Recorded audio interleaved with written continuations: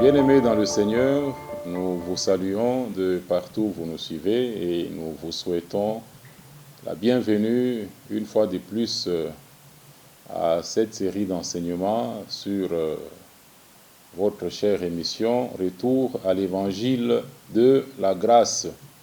Soyez le bienvenu et nous vous souhaitons de meilleures conditions d'écoute par la grâce de Dieu. Que chacun prenne sa Bible, une bonne condition, et que Dieu vous soutienne et que par sa grâce, il illumine les yeux du cœur des uns et des autres, afin que les enseignements que nous allons dispenser ce soir, en étant comme canal que Dieu lui-même utilise, puissent vous être bénéfiques, et cela dans le précieux nom de notre Seigneur et Sauveur Jésus-Christ. Eh bien, comme commencé déjà quelques semaines en arrière, nous sommes en train de partager avec vous, nous sommes en train de dispenser des enseignements par la grâce de Dieu, et nous parlons sur la mauvaise conception de la prière et ses conséquences. Comme nous l'avions annoncé dernièrement, c'est que nous allons chuter en parlant de l'Église et du culte chrétien. Donc nous avons déjà eu à faire avec vous 2 séances là-dessus, où nous nous sommes entretenus sur la mauvaise conception de la prière et ses conséquences, les conséquences qui y ont découlé et qui continuent à en découler du fait qu'on conçoit mal la notion de prière dans l'Église actuellement. Eh bien, pour ne pas perdre de vue, nous sommes toujours dans le grand thème de la saison, introduit depuis plus d'un mois maintenant. Le grand thème de la saison, ce sont les dispensations. Et nous avons, par la direction, l'orientation du Saint-Esprit, ouvert cette sous-branche, cette section, nous parlons de la prière, en voyant la mauvaise conception et les conséquences liées à cette mauvaise conception-là de la prière. Que Dieu vous bénisse. Eh bien, pour la session d'aujourd'hui que vous êtes en train de suivre, nous continuons toujours dans cette série-là sur la prière, et nous allons maintenant voir pourquoi avons-nous aujourd'hui cette mauvaise conception. Donc en d'autres termes, nous pouvons dire comment en sommes-nous arrivés là? Comment pouvons-nous dire aujourd'hui, ou pourquoi y a-t-il vraiment cette mauvaise conception de la prière dans l'Église de Dieu? Eh bien, nous allons essayer de répondre à cette question-là en suivant à la lumière de la Bible et en nous appuyant dans le grand thème de la saison qui parle des dispensations. Pour rappel, les dispensations ne sont rien d'autre que les périodes de temps au travers desquelles Dieu est en train d'exécuter son seul plan. Souvenez-vous, bien-aimés, comme nous ne cessons de le dire, et nous ne le dirons jamais assez, que Dieu n'a qu'un seul plan qu'il est en train d'exécuter sur terre depuis que l'homme est tombé dans le jardin d'Éden jusqu'à l'éternité. Et le plan que Dieu est en train d'exécuter ne concerne que le salut de l'homme. Le salut de l'homme, la réconciliation de Dieu avec l'homme.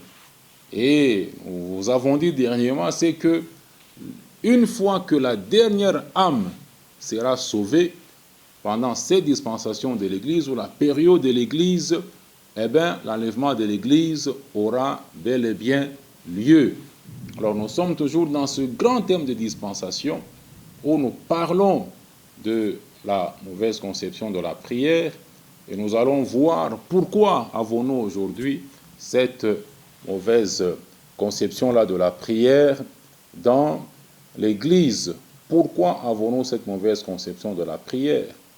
Eh bien, pour donner une réponse brève à cette question-là que nous posons dans l'enseignement d'aujourd'hui, eh bien, nous disons que le plus grand problème vient du fait vient du mélange des dispensations que nous sommes en train de connaître de nos jours dans l'Église de Jésus-Christ. Nous connaissons un problème de mélange des dispensations. On mélange des dispensations. Et quand vous mélangez les dispensations, quand vous mélangez les éléments relatifs à 2 ou à 3 dispensations, alors que vous êtes en train de vivre dans une autre dispensation, ça ne peut que conduire à une confusion. Ça ne peut que conduire à une mauvaise conception des choses. Et nous disons, en poursuivant dans la même pensée, c'est que la plus grande raison aujourd'hui, c'est le non-affermissement du peuple de Dieu dans les dispensations. C'est l'ignorance que le peuple de Dieu a aujourd'hui en ce qui concerne les dispensations. On n'a pas su donner à l'Église, l'Église n'a pas su donner au peuple de Dieu le message propre à elle. On n'a pas su donner le message propre à l'Église. On s'est engagé, on s'est mis à donner des messages qui sont de temps à autre, qui sont issus d'un certain mélange de dispensations, et ça a eu pour résultat cette mauvaise conception des choses. Et la conséquence qui vient du fait qu'on a affaire aujourd'hui à un mélange de dispensations ne touche pas seulement le domaine de la prière. Donc ça touche aussi même le domaine des enseignements. Ça trait à beaucoup de choses que nous sommes en train de faire aujourd'hui dans nos rassemblements chrétiens. Nous les faisons à tort et à travers par la simple raison on est en train d'évoluer dans un mélange de dispensations. Eh bien, nous disons que c'est vraiment une erreur pour un enfant de Dieu, c'est vraiment une erreur de lire la Bible de la Genèse à Apocalypse sans faire trop attention. C'est une erreur de lire la Bible de la Genèse à Apocalypse en faisant abstraction des dispensations. C'est une erreur. Et c'est à cause de cette erreur-là que nous sommes tombés dans beaucoup de problèmes que l'Église est en train de connaître aujourd'hui. Vous ne pouvez pas lire la Bible seulement comme ça, sans tirer attention à ce qui concerne les dispensations, en ce qui concerne les périodes au travers desquelles Dieu est en train d'exécuter son seul plan, son seul et unique plan de salut. Vous ne pouvez pas lire seulement comme ça. Quand nous prenons 2 Timothée, chapitre 2, verset 15, Dieu est en train de donner des instructions par l'apôtre Paul à Timothée, disant, mais efforce-toi, Timothée, de te présenter devant Dieu comme un homme éprouvé. Efforce-toi de te présenter devant Dieu comme un homme éprouvé, comme un ouvrier qui n'a point à rougir de son ouvrage et qui dispense correctement la parole de Dieu. retenez la dernière phrase, la dernière partie de ce verset-là, qui dispense correctement la parole de Dieu. J'aime beaucoup la version anglaise du 21e siècle de King James. Elle dit « rightly dividing ». Donc, « rightly dividing ». Donc, divisant correctement la parole de Dieu pour une interprétation littérale. En ce qui concerne ce verset-là, quand nous le prenons de la version anglaise et que nous l'amenons en français, donc, efforce de te présenter devant Dieu comme un homme éprouvé, comme un ouvrier qui n'a point à rougir de son œuvre et qui dispense, qui divise correctement la parole de Dieu, qui enseigne correctement la parole de Dieu. Que Dieu vous bénisse. C'est très très important de faire, de dispenser correctement, de diviser correctement, de disséquer correctement la parole de Dieu. Eh bien, quand vous prenez la Bible, puisque nous sommes toujours dans les dispenses, quand vous prenez la Bible, il y a un point central. Il y a vraiment un point central dans la Bible. Et le point central dans la Bible, c'est la croix de Jésus-Christ. C'est la mort du Seigneur à la croix. Et cette mort-là, c'est le point de la ligne de démarcation entre l'Ancien Testament et le Nouveau Testament. Et quand même nous parlons de l'Ancien Testament, c'est vrai, quand nous prenons les traductions des Bibles que nous avons à notre disposition aujourd'hui, quand on parle de l'Ancien Testament, vous voyez dans les traductions des Bibles que nous avons aujourd'hui, on met une page avant Genèse, on écrit Ancien Testament, et puis quand il s'agit du Nouveau Testament, on met une page avant Matthieu, on vous dit Nouveau Testament. Eh bien, c'est cette façon de faire que les traducteurs de la Bible nous ont présenté, nous a induit un peu en erreur. Pourquoi? Parce que quand nous parlons de l'Ancien Testament, donc un testament, c'est comme un contrat, c'est un accord, c'est une entente que Dieu a eu à traiter. Eh bien, quand on parle de l'Ancien Testament ou de l'Ancienne Alliance commence de Exode 20, là où Dieu donne la loi à Israël. L'Ancien Testament commence à partir d'Exode 20 et l'Ancien Testament court jusqu'à Jean 19, 30. Jean 19, 30, où le Seigneur lance un cri quand il était à la croix en disant que tout est accompli. L'Ancien Testament part d'Exode 20 et court jusqu'à Jean 19, 30. Et à partir de Jean 20 jusqu'à Acte 1, nous avons une période transitoire où Jésus demande à ses disciples de ne pas s'éloigner de Jérusalem, d'attendre la réalisation, l'accomplissement de la promesse du Saint-Esprit. Eh bien, quand nous disons que l'Ancien Testament, qui a été caractérisé, ponctué par la loi que Dieu a donnée à Moïse, à son peuple terrestre, le peuple d'Israël, court jusqu'en Jean 19, englobe même les quatre évangiles que nous avons dans la Bible.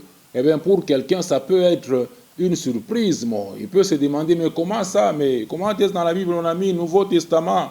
Ça commence avec Matthieu et les autres. Non, mon bien-aimé. Les quatre évangiles nous montrent, on vous l'a déjà dit, la vie sur terre de notre Seigneur Jésus-Christ.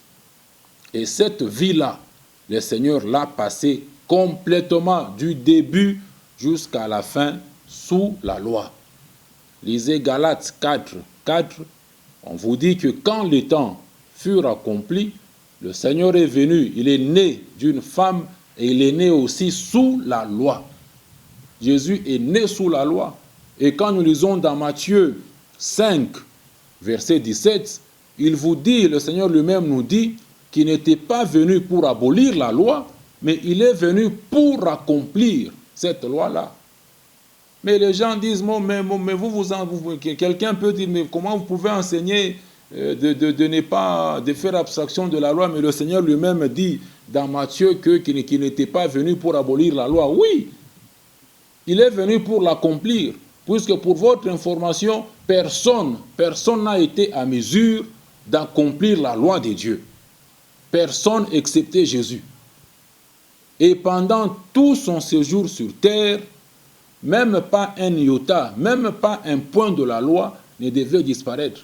Jésus est le seul qui a accompli la loi dans tous ses moindres détails. C'est ainsi, ayant accompli toute la loi, dans Jean 19, 30, comme on l'a dit, il dit que tout est accompli. Ce qu'il venait d'accomplir, c'était l'obéissance scrupuleuse de la loi de Dieu. Tout est accompli. Donc, nous disons que le passage, le séjour du Seigneur sur cette terre, il l'a vécu sous la loi. Il l'a vécu complètement sous la loi. Et lui-même, Jésus, on dit que dans l'évangile de Jean, on dit que la loi a été donnée par Moïse, mais lui-même, la grâce est venue par le Seigneur Jésus. Oui, mais il a amené la grâce. Mais aussi longtemps qu'il n'était pas encore mort, la nouvelle alliance ne pouvait pas entrer en vigueur. C'est ce que Hébreux 9, versets 16 à 17 nous fait voir. C'est que un testament ne peut pas entrer en vigueur aussi longtemps que le testateur est en vie. Un testament ne peut pas entrer en vigueur aussi longtemps que le testateur est en vie. Donc aussi Jésus qui a amené le Nouveau Testament, qui a amené la nouvelle alliance.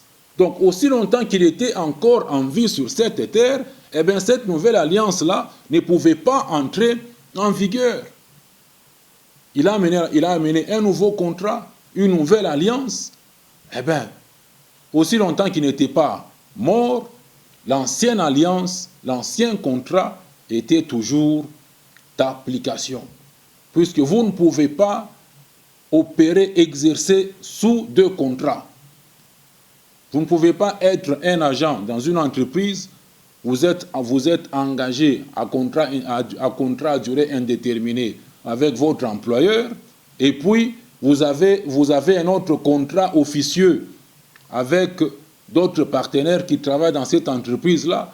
Mais si votre employeur vous attrape, vous serez même licencié. On va qualifier ces dossiers-là de conflit d'intérêts.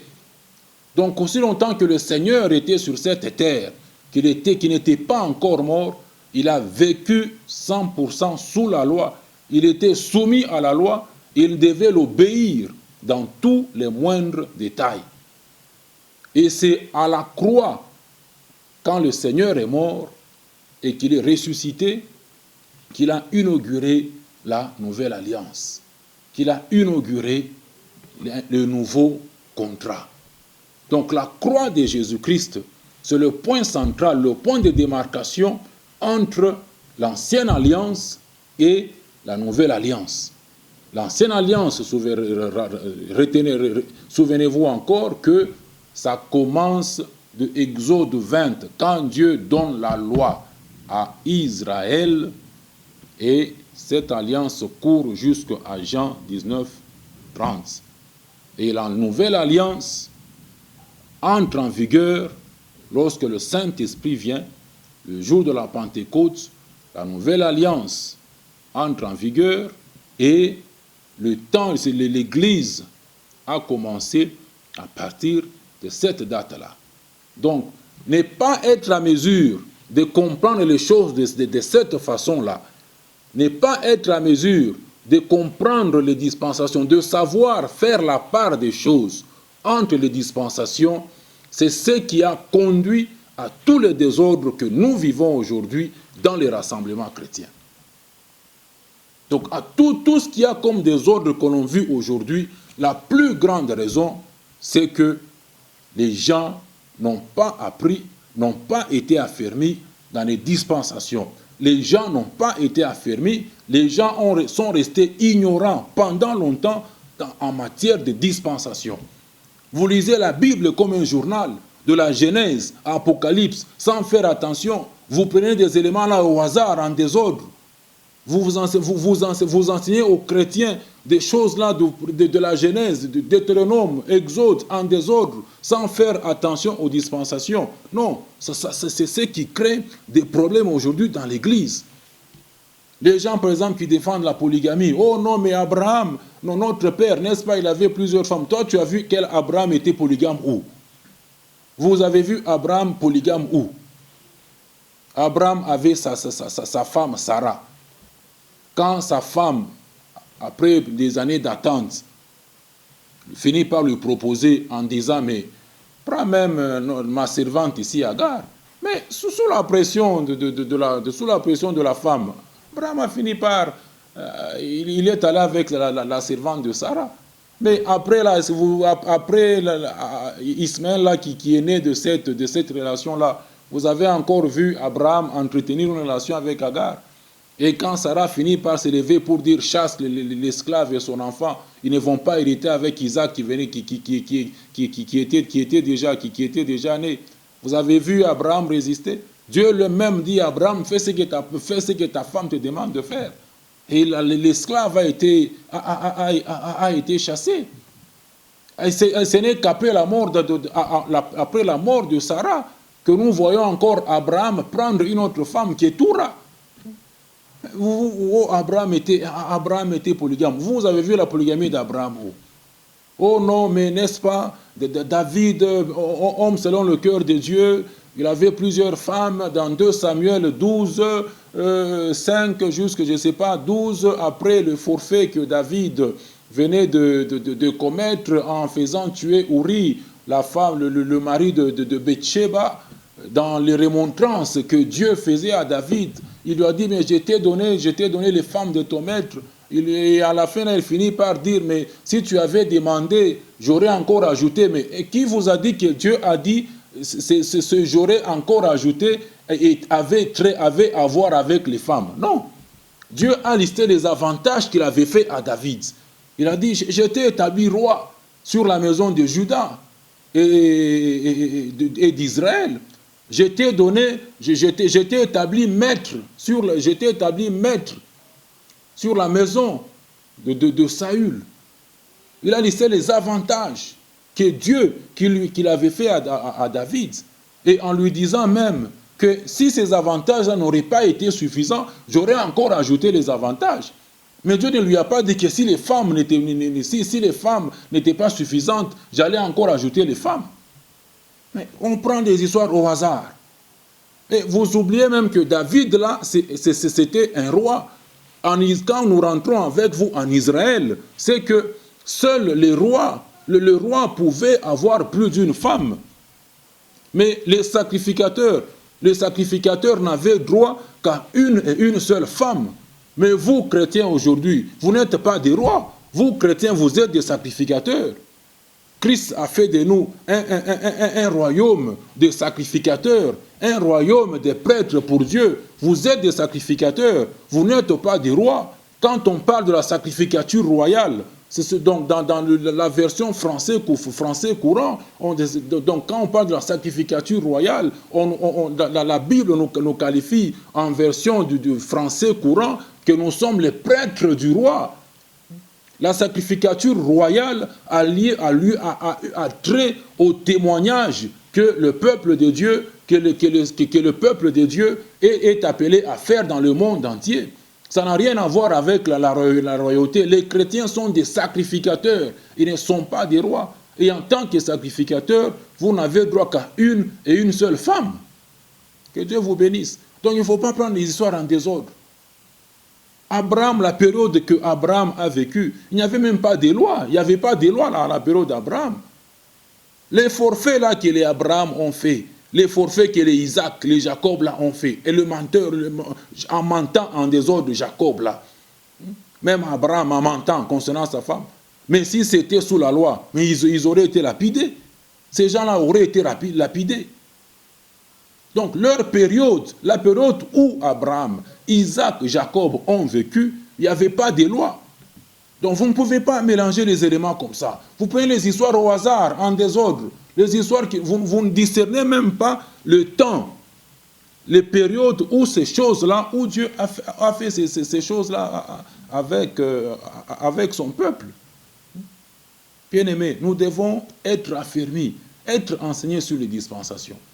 Puisque le manque d'affermissement, le manque d'enseignement dans les dispensations n'est pas être à mesure de dispenser correctement la parole de Dieu, de diviser correctement la parole de Dieu, fait que nous avons de très mauvaises conceptions aujourd'hui dans les rassemblements chrétiens. De très mauvaises conceptions liées à la prière. De très mauvaises conceptions, des enseignements erronés que l'on donne à l'Église. On n'a pas su donner la bonne nourriture, une nourriture propre à l'Église. On n'a pas su donner une nourriture propre à l'Église. La loi n'a jamais été donnée à l'Église. Dieu n'a pas donné la loi à l'Église. Romains 10, 4 vous dit que Christ est la fin de la loi. Il a tout accompli à la croix, effectivement. Nous le lisons dans Jean, nous avons déjà donné la référence. Christ est la fin de la loi. Et Paul dit dans Galates 5, 3 jusqu'à 5, que vous là qui voulez vous attacher, vous voulez vous attacher à la loi, mais vous êtes déchus de la grâce de Dieu. Vous n'avez pas part à la grâce de Dieu. Vous êtes séparés de Christ. Vous là qui vous accrochez à la loi.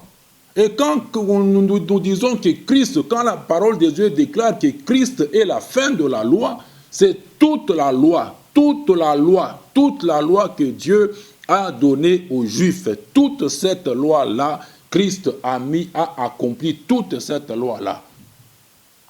Il y a 3 catégories de lois. La loi morale, les lois cérémonielles et les lois civiles. Toutes ces lois-là, Christ est la fin de toutes ces lois-là. Le chrétien vit maintenant sous la loi de l'Esprit qui donne la vie en Jésus-Christ.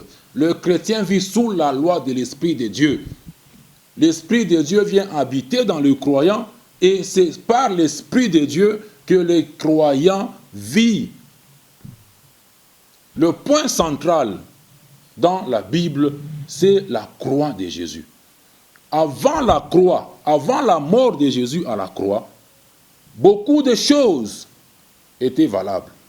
Mais après la mort de Jésus à la croix, beaucoup de ceux qui étaient valables avant cette mort-là ne sont plus valables dans la nouvelle alliance.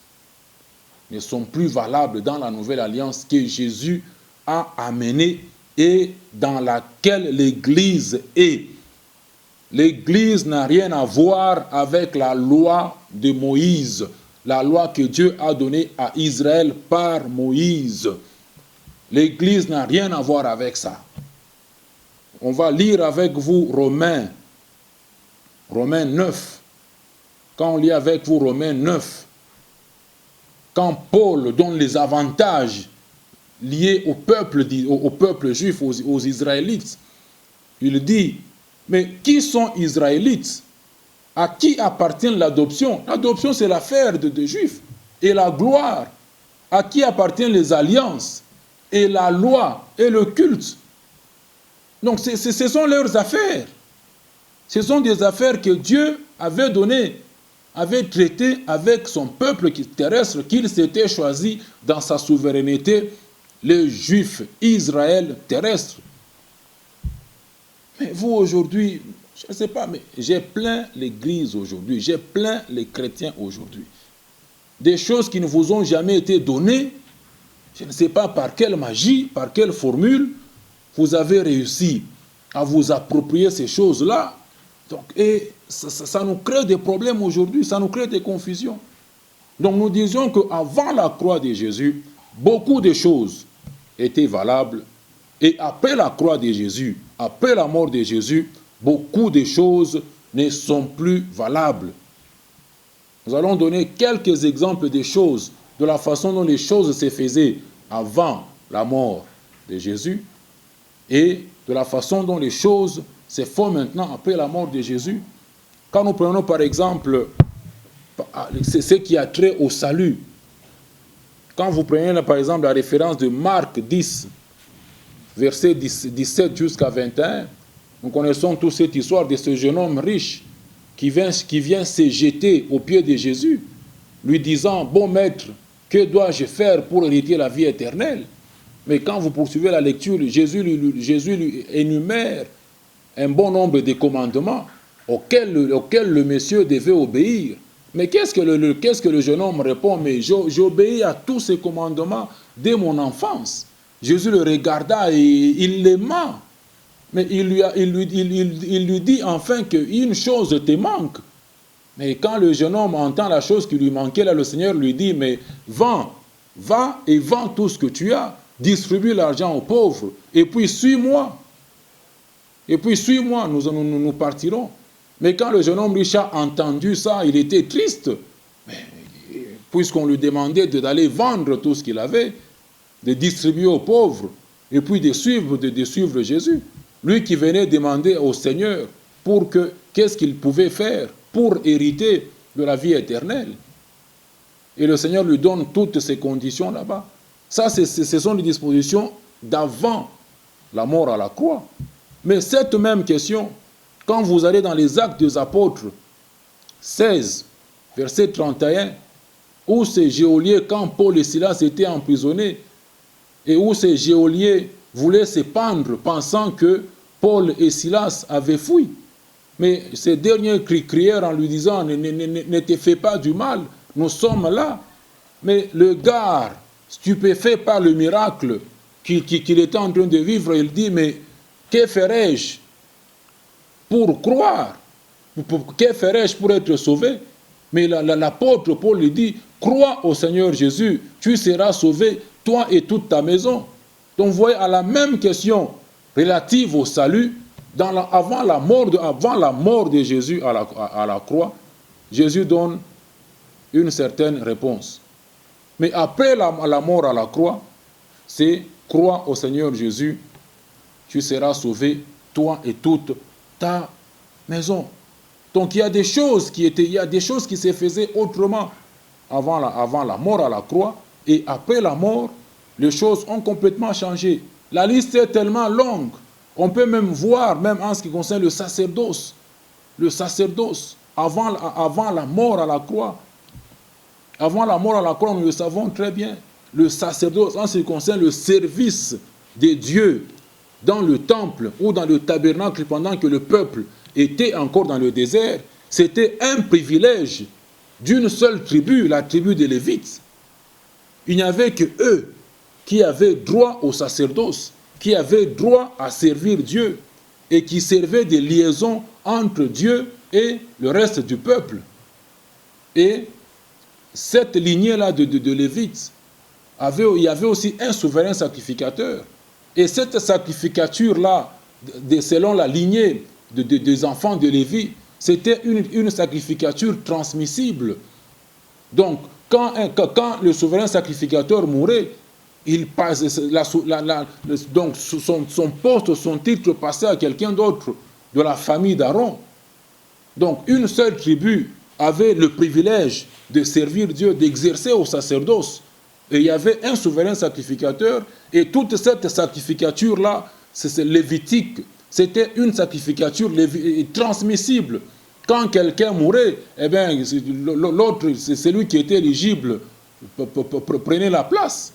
Mais quand nous venons après la mort à la croix, mais tous les croyants sont des sacrificateurs. C'est ce que 1 Pierre 2, 5, 9 nous disent, que nous sommes une nation sainte, une nation de sacrificateurs. Tous les croyants sont des sacrificateurs. Et la lignée de la sacrificature des croyants de l'Église aujourd'hui, c'est la lignée selon la sacrificature de Christ, qui est la sacrificature selon Melchisédek. Donc tous les chrétiens aujourd'hui, tous les vrais enfants de Dieu sont des sacrificateurs. Et la sacrificature des croyants, des chrétiens que nous sommes, vous et moi aujourd'hui, c'est une sacrificature non transmissible. Jésus, il est souverain sacrificateur pour toujours. Dieu l'a établi sur sa maison, souverain sacrificateur pour toujours. Eh bien, un enfant de Dieu, il est prêtre du roi, il est sacrificateur du roi, eh bien, il est sacrificateur pour l'éternité. Je suis sacrificateur de Dieu pour l'éternité. Je sers Dieu sur terre et je vais continuer à le servir même dans l'éternité. Donc les choses ont complètement changé. Avant la loi, avant la mort à la croix, c'était rien que la tribu de Lévite. Après la mort, tous les croyants sont des sacrificateurs, sans distinction, hommes ou femmes sont des sacrificateurs, et chacun pour son propre compte pénètre dans le tabernacle céleste pour offrir des victimes spirituelles à Christ, pour offrir les victimes spirituelles à Dieu. Donc chacun est sacrificateur pour son propre compte. Donc ce n'est pas que, oh non, moi je suis sacrificateur, quand je mourrai, je vais laisser ça à mes enfants, et ainsi de suite. Non. Mes enfants, quand ils vont grandir, quand ils vont croire en Christ, ils seront aussi sacrificateurs pour Dieu, éternellement. Sacrificateurs sur terre et sacrificateurs au ciel. Une sacrificature non transmissible. Quand nous voyons ce qui a lieu au temple, avant la mort à la croix, mais il y avait d'abord, quand nous allons dans le désert, il y avait le tabernacle, cette tente d'assignation qui était amovible, avec laquelle les Juifs se déplaçaient jusqu'à ce qu'ils sont entrés dans le repos à Canaan. Mais après, quand le temple, après nous voyons sous le règne de Salomon, le temple qui a été construit des pierres mortes. Ça, c'était avant la mort à la croix. Nous voyons ce temple-là physique, construit des pierres mortes. Mais après la mort du Seigneur, 2 Corinthiens 6, 19, nous dit que nous, les chrétiens aujourd'hui, ne savez-vous pas que vos corps sont les temples du Saint-Esprit? Donc Dieu n'habite pas dans des bâtiments que les gens sont en train de construire. Les gens sont en train de se tuer aujourd'hui encore en construisant des beaux bâtiments, des jolis bâtiments qui sont en train d'appeler maison de Dieu, qui sont en train d'appeler temple. Mes frères, comment vous pouvez appeler des bâtiments aujourd'hui temple de Dieu? Les bâtiments là que nous avons aujourd'hui, ce sont les bâtiments d'église. Ce sont les bâtiments d'église. La configuration, les choses ont déjà changé. Avant la mort à la croix, il y avait ce temple-là physique de Jérusalem. Mais actuellement, les croyants, tous ensemble, constituent la demeure de Dieu. Nous sommes la demeure de Dieu en esprit. Pendant que les gens sont en train de se mourir de faim à gauche ou à droite, les gens sont en train d'investir des millions pour construire des bâtiments. Des bâtiments périssables. Des gens ont mis des fardeaux sur les enfants de Dieu, pressant, mettant la pression sur le peuple de Dieu pour construire des bâtiments périssables.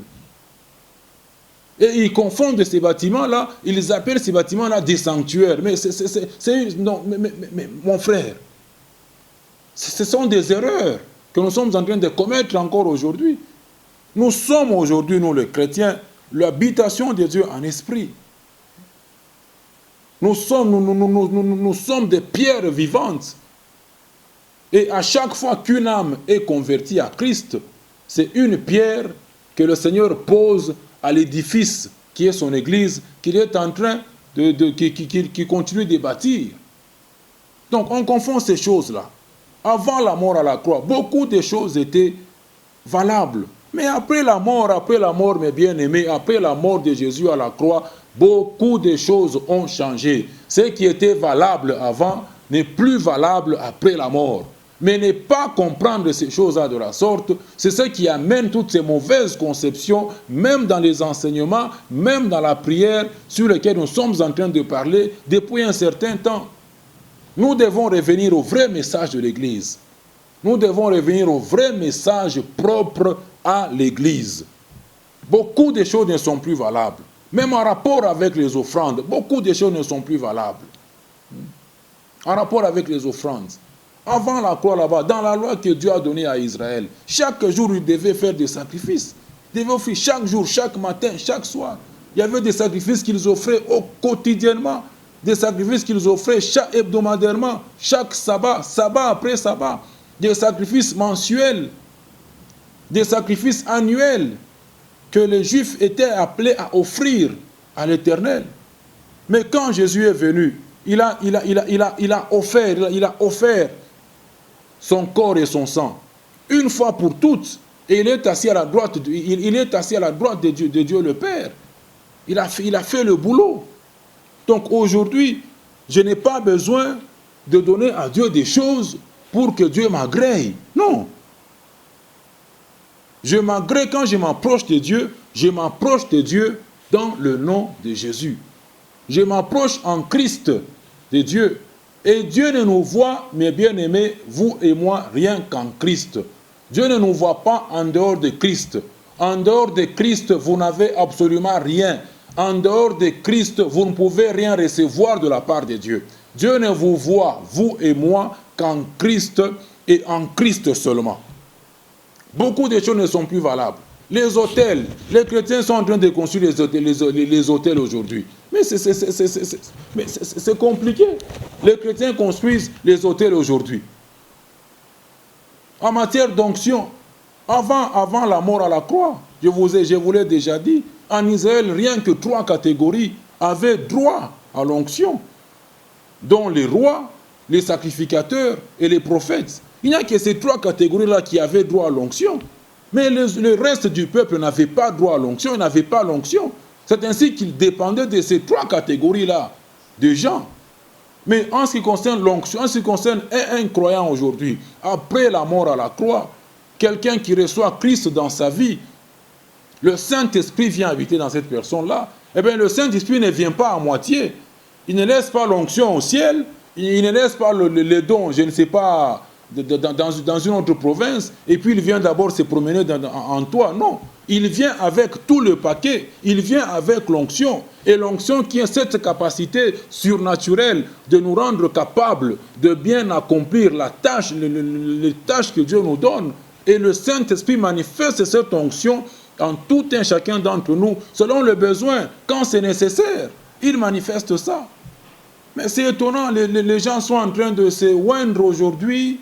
On m'a donné un témoignage là quelque part. Bon, ça doit être à Lubumbashi, il y a un pasteur là qui devait être consacré, pasteur. Il fait appel à un aîné là, pasteur, dans la même ville pour qu'il vienne le consacrer. Eh bien, le pasteur aîné, il arrive, il prie pour le nouveau pasteur là, il lui impose les mains et puis il dit Amen.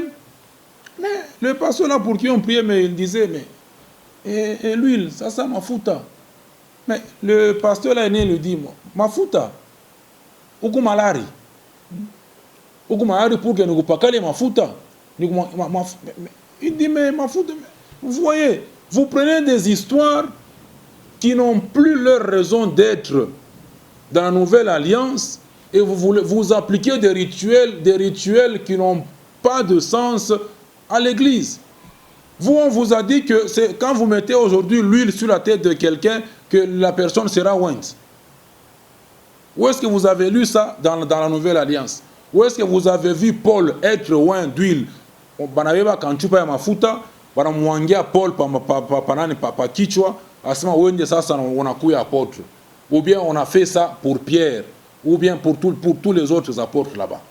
Mais ce que vous faites aujourd'hui, vous tenez ça de qui et d'où est-ce que vous tirez ces choses-là? C'est déjà fini. C'était les rituels liés à l'ancienne alliance.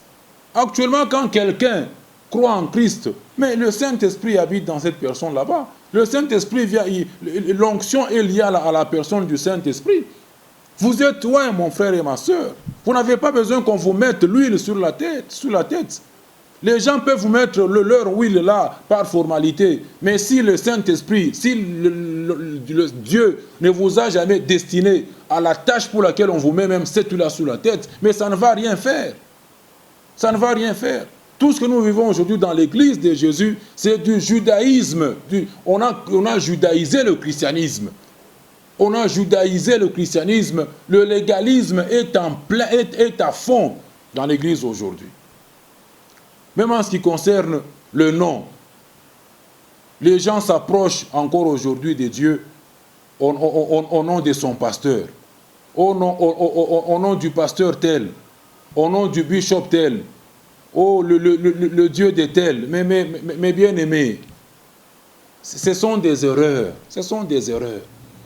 Aujourd'hui, tout enfant de Dieu ne peut s'approcher de Dieu qu'au nom de Jésus-Christ. Il est le seul intermédiaire. Il est le seul intermédiaire. Mon frère, vous priez au nom de votre pasteur, c'est une hérésie, c'est une erreur doctrinale. Quand nous rentrons en arrière, le souverain sacrificateur, Aaron entrait une seule fois l'an dans le tabernacle et pour y présenter le sacrifice du sang. Et en tant que souverain sacrificateur, il allait présenter le peuple devant Dieu. Les sacrificateurs jouaient le rôle d'intermédiaire entre Dieu et les hommes. Ils présentaient le peuple il présentait le peuple à Dieu.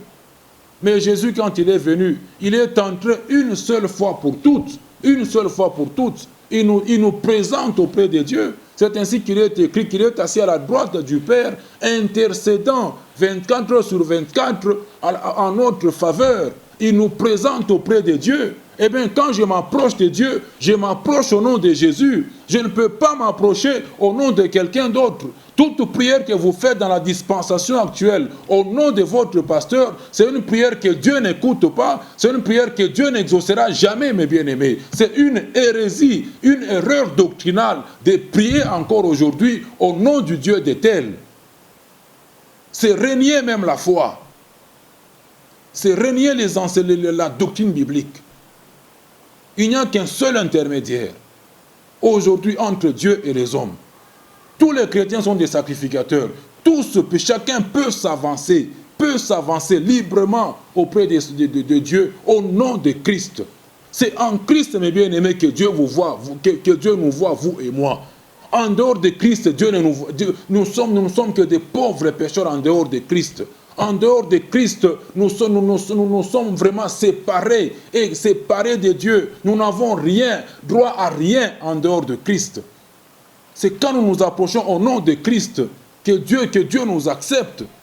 Le seul nom par lequel je m'approche aujourd'hui de Dieu, c'est le nom de Jésus-Christ. Je ne peux plus m'approcher au nom du Dieu de mon pasteur, au nom du Dieu de mon bishop.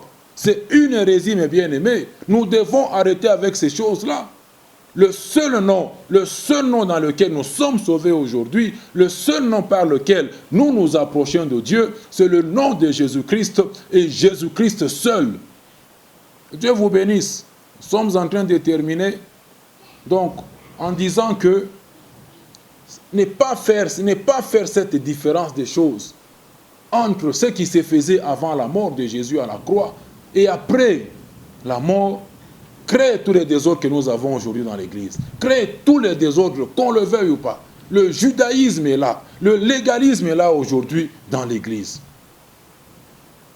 Et ça crée toutes ces mauvaises conceptions liées à la prière, toutes ces mauvaises conceptions liées même aux enseignements que nous sommes en train de donner au peuple de Dieu. Eh bien, nous allons juste donner trois raisons, trois fléaux majeurs qui font qu'aujourd'hui, dans l'Église de Jésus, le judaïsme est entré et est maintenu dans l'Église de Jésus aujourd'hui. Trois fléaux majeurs qui sont encore aujourd'hui à l'origine, qui maintiennent ce judaïsme-là, qui maintiennent le légalisme. Et en maintenant le légalisme, ça crée les mauvaises conceptions liées à la prière, des mauvaises conceptions liées aux enseignements. Je sais que beaucoup de gens, en écoutant ces trois points, beaucoup de gens ne vont pas aimer Beaucoup de gens vont murmurer, beaucoup de gens ne vont pas apprécier. Mais bien aimé, les messages que Dieu est en train de nous donner en ces derniers temps, ce sont des messages liés au réveil spirituel. Ce sont des messages qui nous interpellent, pour que nous puissions rentrer sur le droit chemin.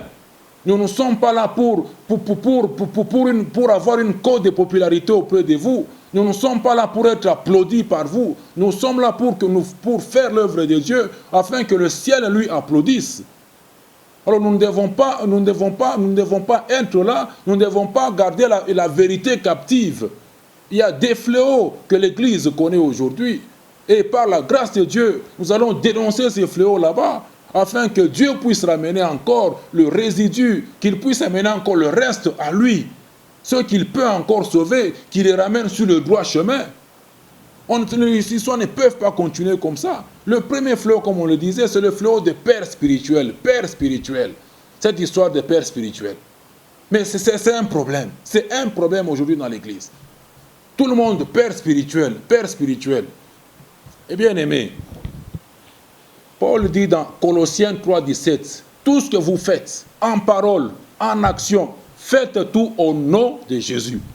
Pas au nom de Paul, pas parce que Paul l'a dit, pas parce que Paul l'a fait, pas parce que Pierre l'a dit, pas parce que tel l'a dit, mais faites tout au nom de Jésus, faites tout sous l'autorité du nom de Jésus. Faites tout pour l'intérêt du nom de Jésus. Donc c'est Jésus qui est notre référence. Paul ne peut pas contredire Jésus, Pierre ne peut pas non plus contredire Jésus. Jésus nous dit dans Matthieu 23, versets 5 jusqu'à 9, vous allez le lire. Mais je prends juste une phrase dans cette section-là. Il dit, mais pour vous, mes disciples, pour vous les enfants de Dieu, n'appelez personne sur terre votre Père. N'appelez personne sur terre votre Père. Ça, ce sont les enseignements que Jésus nous a donnés. N'appelez personne sur cette terre votre Père, car vous avez un seul qui est votre Père, qui est dans le ciel. Le bon Dieu, il est le Père de nous tous. Jean chapitre 1, verset 12, l'évangile de Jean chapitre 1, verset 12, nous dit qu'à tous ceux-là qui ont reçu Jésus, Dieu a donné le pouvoir de devenir enfants de Dieu. Nous sommes tous des enfants de Dieu.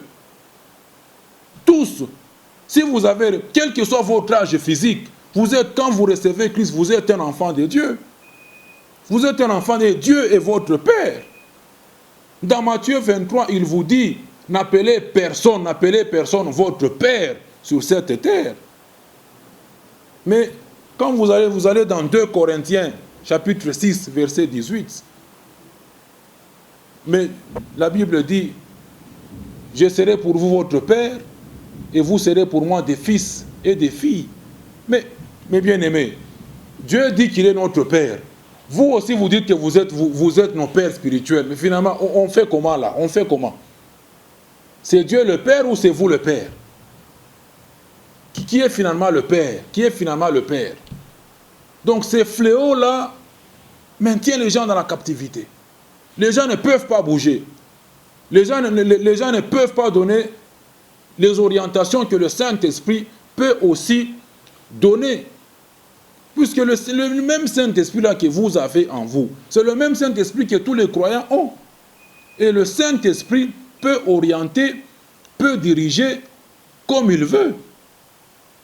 Donc nous allons vraiment continuer prochainement avec ce premier fléau pour entrer en détail et pour montrer au peuple de Dieu que nous avons été longtemps dans des erreurs et il est temps que nous puissions revenir à la vérité. Quand vous allez dans Marc 10, que l'on venait de donner, dans Marc 10, le verset 29 et 30, prenez votre Bible, suivez très bien ce passage-là. Marc 10, hein, on va le lire vraiment pour terminer par ça, mais bien aimé, nous vraiment un peu de patience, on termine.